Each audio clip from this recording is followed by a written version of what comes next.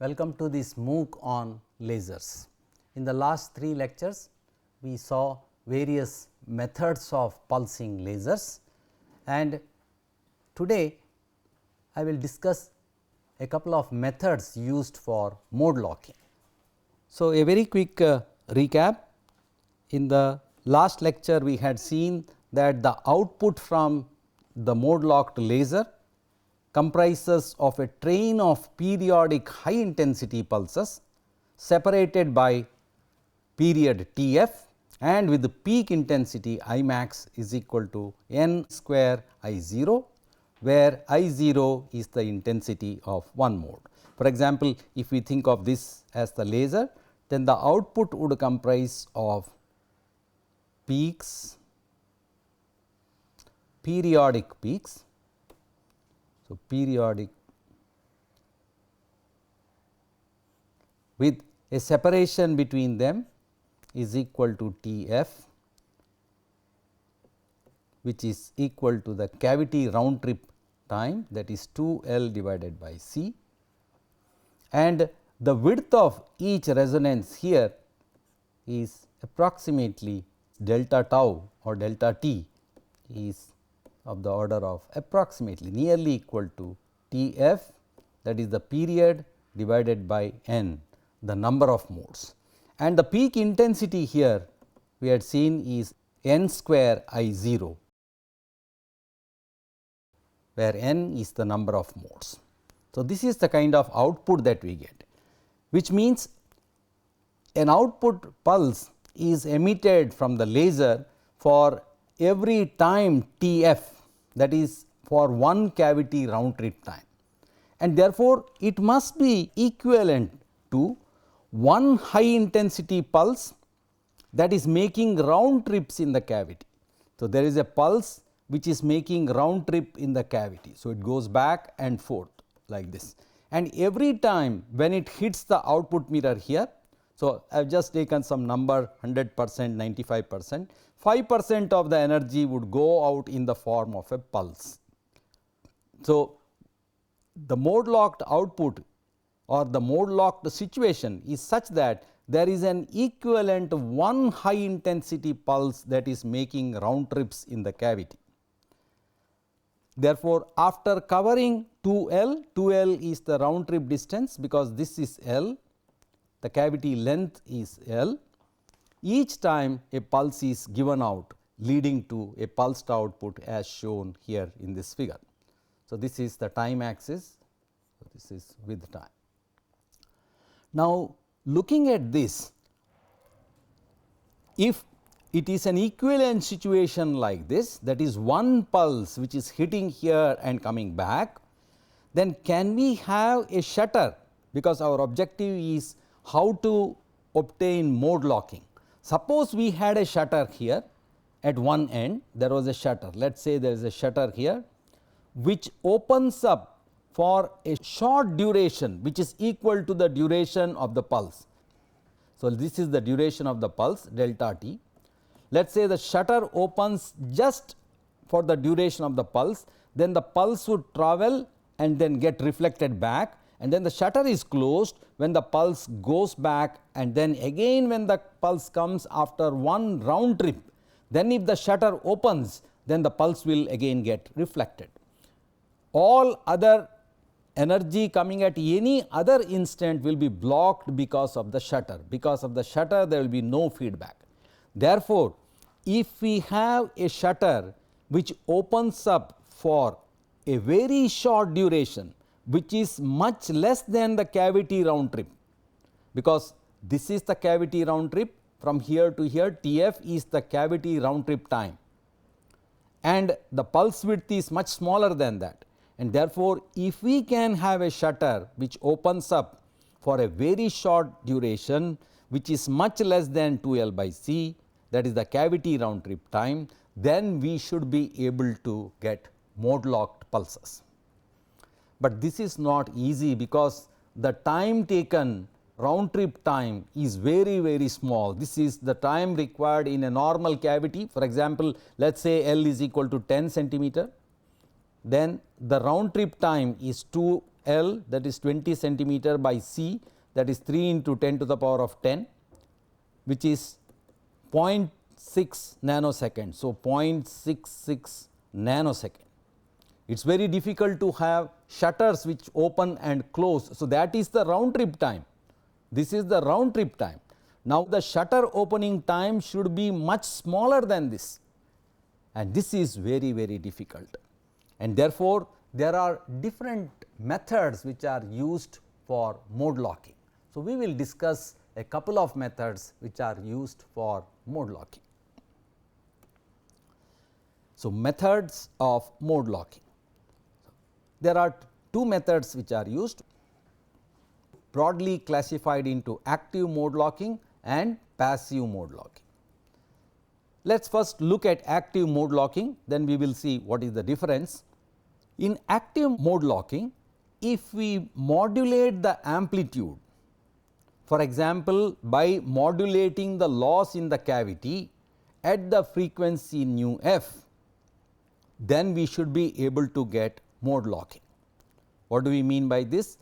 Please see that the cavity round trip time T f, capital T f here, T f is equal to 1 by nu f,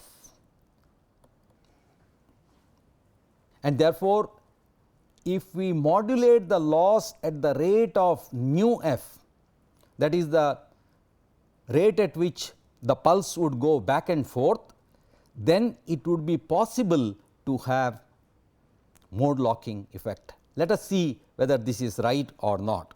So, let E of t is equal to A cos 2 pi nu t be the electric field of one mode. So, we have a number of longitudinal modes oscillating, consider one of them and let A 0 cos 2 pi nu t be the electric field, time evolution of the electric field. Now, if we modulate its amplitude, amplitude in this case is A 0, if we modulate this amplitude, which means the new amplitude is A 0 plus B cos 2 pi nu f t. Nu f is the frequency at which we are modulating the amplitude. So, we can write the amplitude modulated electric field as A 0 plus B cos 2 pi nu f into t into the frequency phase term, that is cos 2 pi nu t, the electric field after amplitude modulation. So, the amplitude is modulated sinusoidally at the frequency nu f. So, now this is the net amplitude, this is the amplitude term and this is the phase term. So, the amplitude is now modulated with the time at the rate of nu f. So, if we apply simple trigonometry here, so, and open this up, so it is A cos 2 pi nu t plus B by 2 into cos 2 pi nu 1 plus nu f into t. So, we have cos A cos B is equal to cos A plus B by 2 plus cos A minus B by 2. So, we use this trigonometric formula and we get B by 2 into cos 2 pi nu 1 plus nu f, that is nu f plus nu 1 and nu 1 minus nu f t. So, E of t is given by this expression, the same expression I have written. What does this mean? This means that the modulation at the frequency nu f leads to the generation of side bands. Now, there are three terms 1, 2, 3. The first one is at frequency nu, the second one is at frequency nu 1 plus nu f and the third one is at frequency nu 1 minus nu f. And in communication technology, these are called side bands. A sinusoidal modulation leads to two side bands at plus and minus the modulation frequency, which correspond to the adjacent longitudinal mode. This is important to note. What do these frequencies correspond to?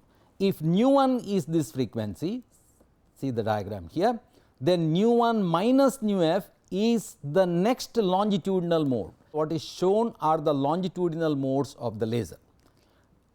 We first considered a mode at frequency nu 1, modulated the amplitude of this mode at the rate of nu f and then it generated two side bands at frequency nu 1 minus f and nu 1 plus f.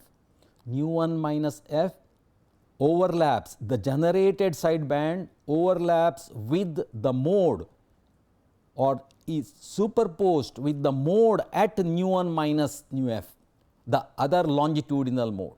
And similarly, nu 1 plus nu f corresponds to the adjacent longitudinal mode on the higher frequency side. In other words, the modulation of a mode leads to generation of sidebands which correspond to the adjacent longitudinal modes.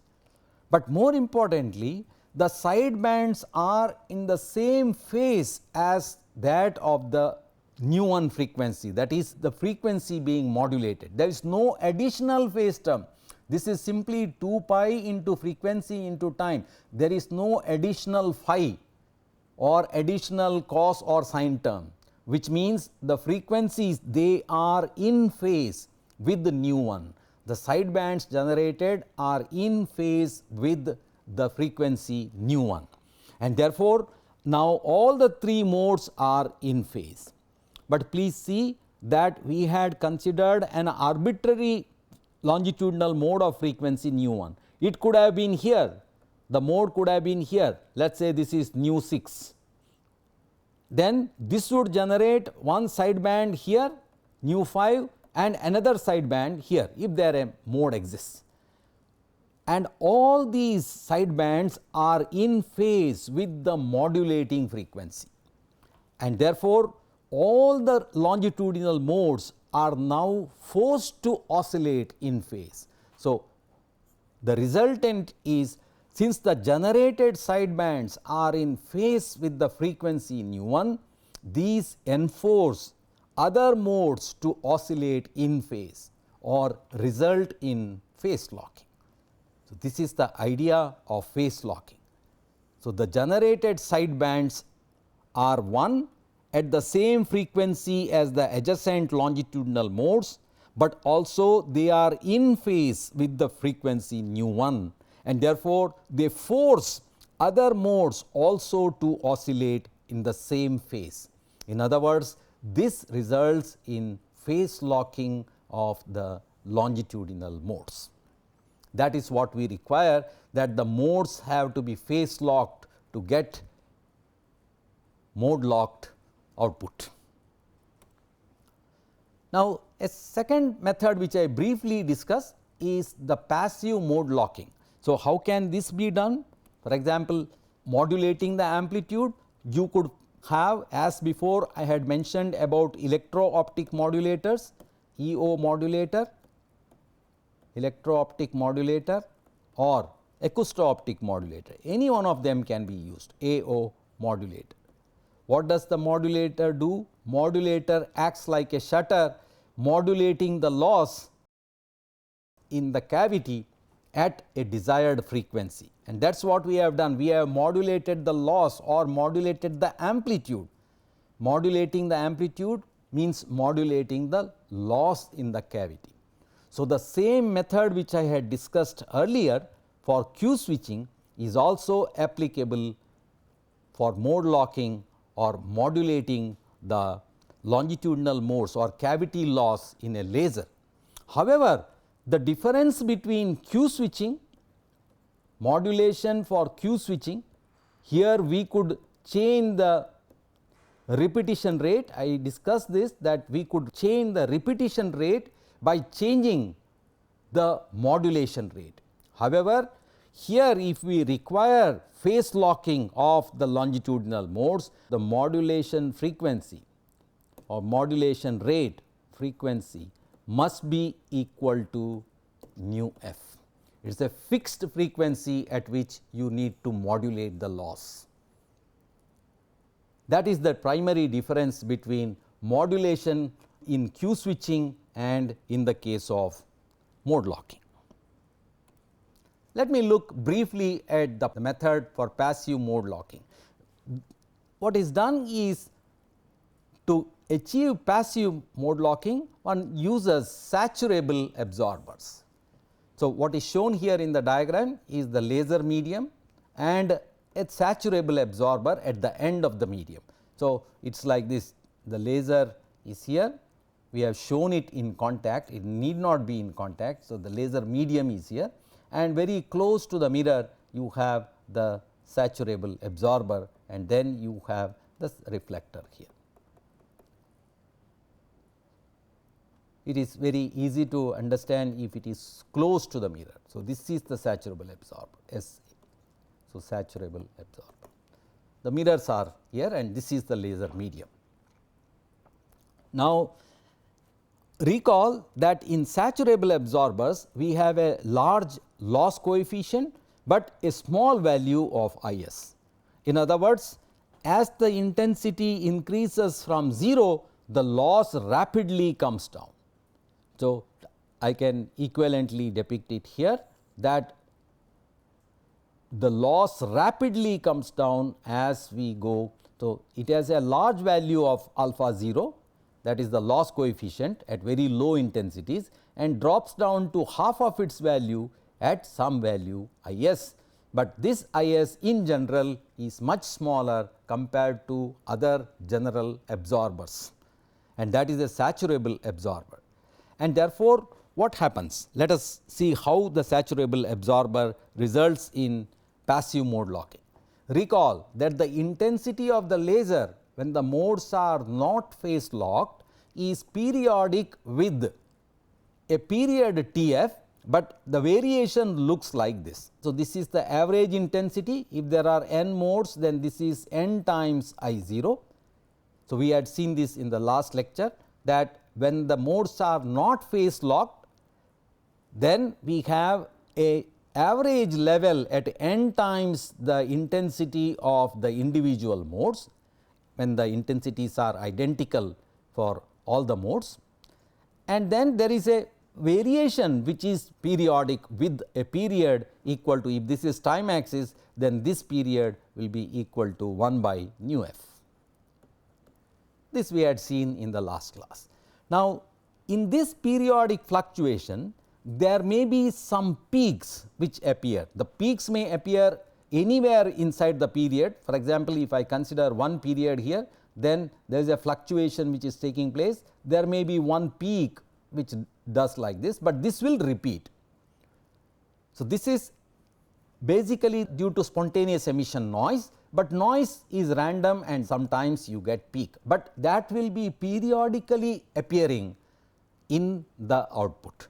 And if the level which I have shown here, if this corresponds to IS, then the peaks have intensity more than the saturable intensity, and therefore, the absorption coefficient of the saturable absorber drops down rapidly. For this alpha, the absorption coefficient drops down rapidly when I intensity becomes greater than IS. So, slowly if we increase the pump power in a laser, then the level initially we have n times I0, the level may be somewhere here like this. What I am plotting here is the output intensity, maybe here like this. Now, as I increase the pump power, this goes up, and at one stage that the peaks have intensity which is more than IS, and if you look back here, the moment intensity increases beyond IS, then the loss coefficient drops down rapidly. Loss coefficient drops down means what? The saturable absorber becomes transparent, it is no more absorbing. This gets bleached, that is the correct technical word, it gets bleached for I, the intensity greater than IS. Now, what has happened from this? Here, when the peak has passed through the saturable absorber here, the peak passes through the absorber, and then because this gets bleached and then it gets reflected back. So, the peak passes through and then gets reflected back. When the peak has come back, the intensity level again goes below IS, and therefore, the absorber acts like an absorber. So, in effect what has happened is only the peak has been reflected back. So, there is a small peak which is reflected back. Now, this comes again, it gets amplified, this peak as it passes through the medium gets amplified, gets reflected back, and again because its intensity is high, it is already amplified, it passes through the absorber and comes back, and so on. We have done nothing. It is a passive material which has been used in the cavity, and because of the intensity peaks bleaching the saturable absorber, certain peaks pass through it. Now, the peaks are periodic in the output with a period t is equal to 1 by nu f, and therefore, it means that a peak or a pulse which is going back and forth in the medium with a cavity round trip time of t is equal to 1 by nu f. That is what we require in mode locking. So, for only one peak to pass through it, the relaxation time of the saturable absorber should be extremely small, so that it returns back to high loss state soon after allowing an intensity peak. Please try to understand this. So, there is a peak which is passing through the medium. So, let me draw it again here, a fresh diagram. Initially, the output from the laser here was steady output. So, in the cavity also there is a output which is in this form with certain peaks which are here. So, the peak is periodic with a time equal to round trip time. So, when the peak passes through the saturable absorber, the saturable absorber gets bleached, but as soon as the peak passes through, the loss must again become high for the saturable absorber. Otherwise, the rest of the beam will also, rest of the intensity, rest of the power would also pass through the saturable absorber. In other words, this saturable absorber should go to low loss state when the peak comes, and then again switch back to high loss state. Again when the peak comes, it must switch to low loss state and then again to high loss state. So, this is actually loss switching, but we are not doing it, is passively doing on its own because of its property, and that is the importance of saturable absorber. But if the loss has to switch low and switch high, so let me explain here looking at this graph. So, when the intensity becomes more than Is, when the intensity increases here, loss comes down. When the intensity again goes back, loss must again go to high value, and this must happen at a very fast rate, so that only the peak should be allowed by the saturable absorber. And that means the change of loss coefficient, that is delta alpha, must occur very fast, then only it is possible very fast. And that means the relaxation time of these saturable absorbers must be very small. So, in general, relaxation time, that is the time when it comes back to its original state, is of the order of 10 to the power of minus 11 seconds, because the round trip time, I just calculated the round trip time was in the previous example 0.66 into 10 to the power of minus 9 second, 0.66 nanosecond. The pulse width is much smaller than the cavity round trip time. So, this is the cavity round trip time. In my previous example, this is 0.66 nanosecond is the cavity round trip time.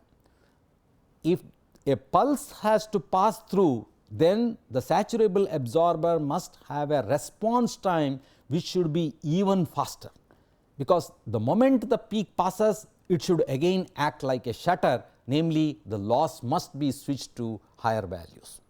And that is why the relaxation time of the saturable absorber should be extremely small. How small? It must be much smaller than the cavity round trip time Tf.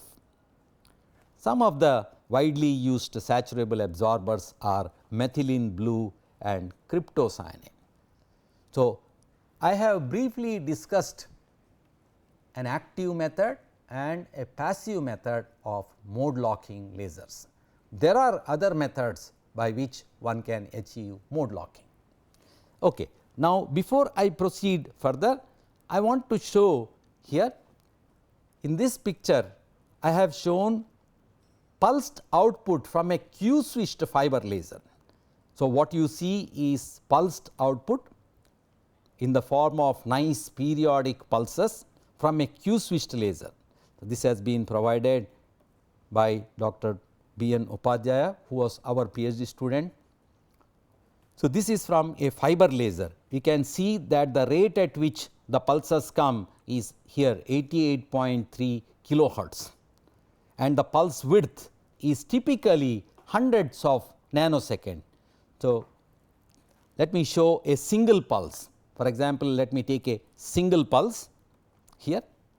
So, it is the same from the same pulse train, one of the pulse has been expanded and shown here, and we can see that the pulse width here is about 238 nanoseconds. It has a very fast rise time and a relatively slow fall time.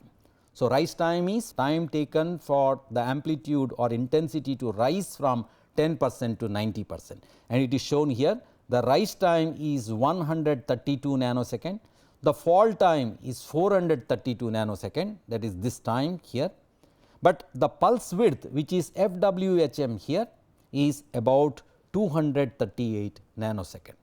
This is a measured pulse from a Q switched fiber laser. So, we can see that the pulse is of course not very symmetric, but the pulse train is periodic and very nice pulses of the same amplitude which come out. So, these are 100 nanosecond or 200 nanosecond pulses. Now, let me show another diagram here. This is output from a mode locked ytterbium doped fiber laser. This is again courtesy Dr. Upadhyaya. It is a recorded train of mode locked pulses. We see that the pulse rise time is about 1 nanosecond and the fall time is about 0.9 nanosecond, which means the pulse width is approximately 1.439 nanosecond. This is also again from a ytterbium doped fiber laser. Note that the pulse width in the case of mode locked laser is much smaller compared to the pulse width in the case of Q switched laser, and we again see a periodic train of pulses and the pulse width of the order of 1 nanosecond. These are real measurements done in the lab. All right, before I close, I want to briefly talk about ultra short pulses. These are very important now, ultra fast lasers or lasers which give out ultra short pulses. They are very important. When we say ultra short pulses, we typically refer to pulse width of the order of 10 femtosecond to 1000 femtosecond. 1000 femtosecond is 1 picosecond. Anywhere in this range, we normally call them as ultra short pulses, sub picosecond pulses. What are the applications? These are widely required to study ultra fast phenomena, which means a phenomena which takes with the time scale t, which is less than 10 to the power of minus 10 or minus 12 seconds, let us say minus 12 second or minus 13 seconds. A change which takes place so fast has to be probed by light or light pulses which are much shorter than the time scale itself, and that is why we go to time scales of the order of 100 femtoseconds. So, 100 femtosecond is 100 into, I am sure you are familiar, femto is 10 to the power of minus 15 second, which is equal to 10 to the power of minus 13 seconds. So, that is the kind of time scale which we are talking of. In almost all cases, Q-switched and mode lock lasers typically have pulse widths in the range of 100 nanosecond to 100 picosecond. Here the upper range I have shown as 1 picosecond, but Q-switched and mode lock laser typically give 100 nanosecond to 100 picosecond width of pulses. The two examples which I had shown, one was about 230 nanosecond, that is the Q-switched one, and the other one was about 1 nanosecond, the pulse width in mode locked and Q switched. So, this was in Q switched and the other one was in mode locked. You can see that it very well is in this range. Therefore, how to get ultra short pulses? This is a very detailed and important topic. My objective is only to mention to you the importance and the contemporary interest in this topic. This is not part of our syllabus, but just for curiosity's sake. So, ultra short pulse generation is achieved by using nonlinear optical effects in a dispersive medium. I have just summed up the methodology. We use nonlinear optical effects in a dispersive medium, in one or more dispersive media. So, the starting point is always, in almost all cases, is mode locked pulses from a laser, nice mode locked pulses from a laser. So, we start with mode locked pulses of, let us say, 1 nanosecond duration. Then we need to achieve pulse compression. We have to compress this down to 100 femtosecond, of the order of 100 femtosecond. So, this is achieved by, again it is summarized here, the pulses are first chirped by self phase modulation. This is a nonlinear optical phenomena based on intensity dependent refractive index. It is chirped. Chirped means, for those of you who are not familiar, if we have a nice sinusoidal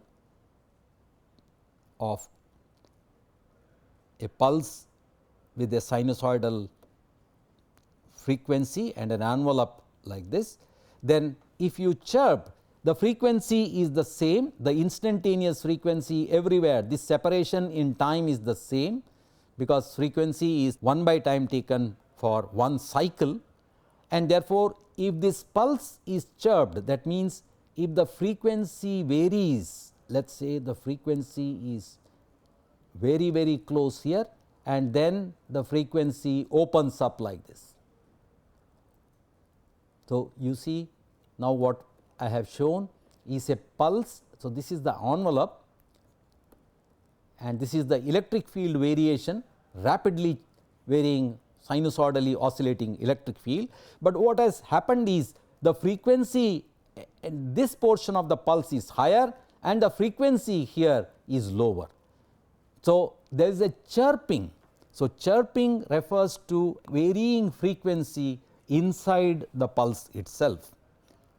So, the mode locked pulses are first chirped by self phase modulation and then they are dispersed in a suitable dispersive medium to obtain what is called pulse compression.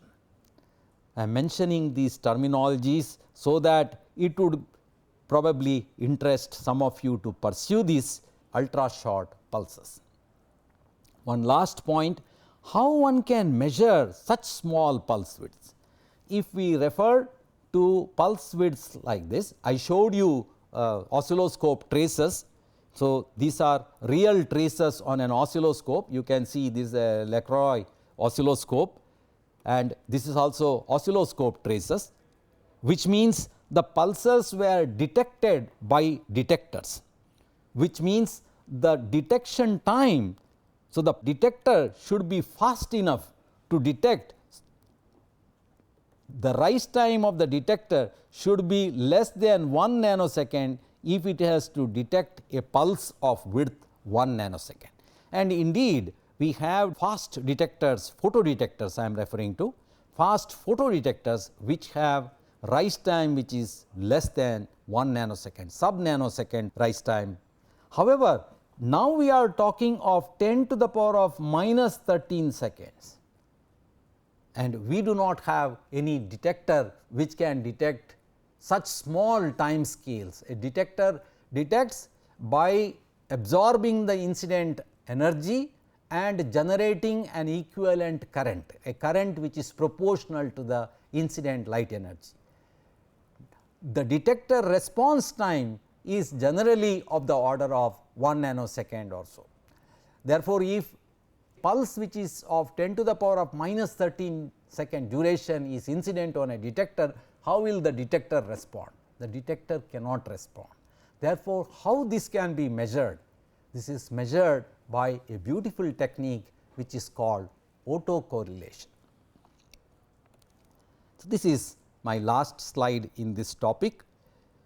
Again, I am putting this only for kindling some interest in you, that the principle of intensity autocorrelation. Assume that there is a pulse which is coming, an ultra short pulse incident here. We have to measure the width of this. So, first the pulse is split into two halves. So, 50-50 beam splitter and two halves, and then they pass through a lens and focused on to a non-linear crystal. This is a non-linear crystal.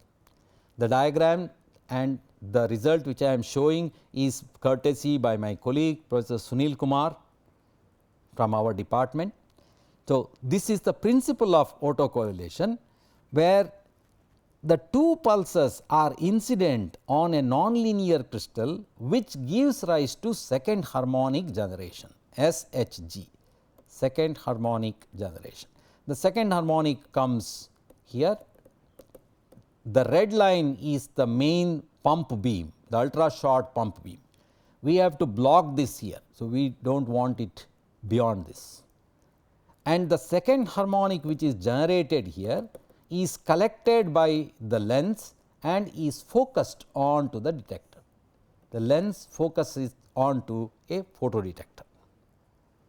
Now, the intensity of the second harmonic generation depends on the intensity of the pump pulses which are incident here. In an autocorrelation, a variable time delay is introduced between the two pulses, so that there is, if I show the time scale here, let us say at one of the pulses I am showing like this, and the second pulse, if the second pulse slides in time over this, that is, it goes from here slowly it passes through this, exactly coincides with this, and then it comes here and so on. That is, the second pulse slides over the first pulse.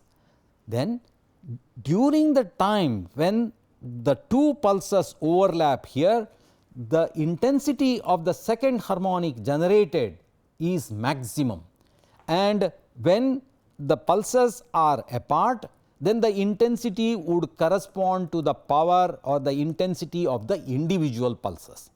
The net result will be, if we see the output from the photodetector here, then it will have a certain background level, and then it will have a pulse shape riding on the background.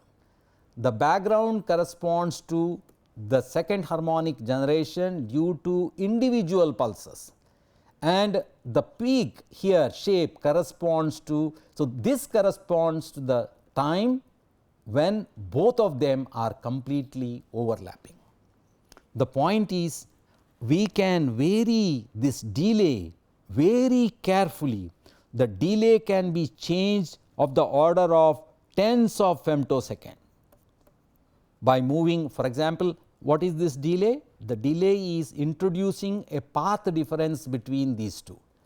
A path difference of 1 centimeter corresponds to a time difference of 1 divided by the velocity, that is 3 into 10 to the power of 10 centimeter, which corresponds to a path difference of 0.33 into 10 to the power of minus 10 seconds for 1 centimeter length. If it is 1 millimeter, it will become minus 11. If it is 1 micrometer, suppose the path difference is 1 micrometer, then the separation or then the delay would correspond to 0.33 into 10 to the power of minus 14 seconds. Now, we see that we are in the regime of the width of the pulse. Pulse width is 10 to the power of minus 13 seconds, and you are able to slide them, that you are able to give a time difference, a delay between the two pulses of the order which is smaller than the pulse width. And from that you can extract the pulse width, and that is what is shown here. The autocorrelation has a pulse width of 120 femtosecond, from which you can calculate the actual pulse width, which is 85 femtosecond. This is the measured pulse width of an ultra short pulse. So, I have just shown this technique only as a very interesting technique to measure ultra short pulse width.